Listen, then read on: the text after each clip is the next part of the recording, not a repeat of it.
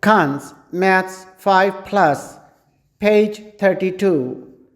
Dear students, today we learn about measuring with simple tools.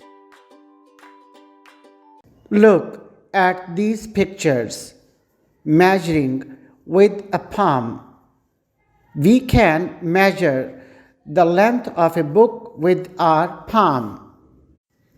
Measuring with a span of hand. We can measure the length of measuring tape with the span of our hand.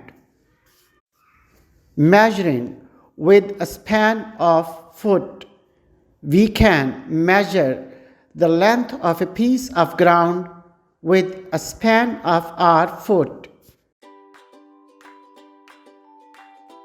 Respectable teachers and parents, explain the concept of measuring objects with simple tools, replacing the things of different lengths each time.